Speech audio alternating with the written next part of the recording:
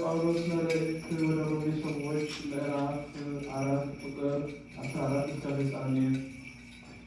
የኦሪትን ሕግ የፈጸመ ብቻ ተስፋ የሚያገኝ ዓለም የሚወርስ ቢሆን ኖሮ አብርሃም ሃይማኖት ባልጠቀመው ነበር፣ ተስፋውን ባላገኘ ነበር። የኦሪት ሕግ በአፍራሹ ላይ ቅጣትን ያመጣልና፣ ኦሪት ከሌለ ሕግም ከሌለ ዕዳ በደል የለም። ስለዚህ እግዚአብሔር ጽድቅን በሃይማኖት አደረገ። እግዚአብሔር ለአብርሃምና ለዘሩም የሰጠውን ተስፋ የታመነ ይሆን ዘንድ የሚከብሩ በሃይማኖት እንጂ የኦሪትን ሕግ በፈጸመ እንዳይደለ ያውቁ ዘንድ እግዚአብሔር ሙታንን የሚያስነሳቸው የሌሊቱንም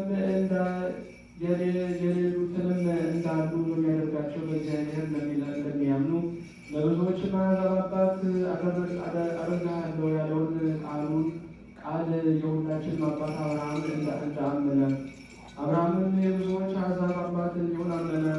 ዘርህ እንዲሁ ይሆናል ብሎ እግዚአብሔር ተስፋ እንደሰጠው ቅድስት ነው።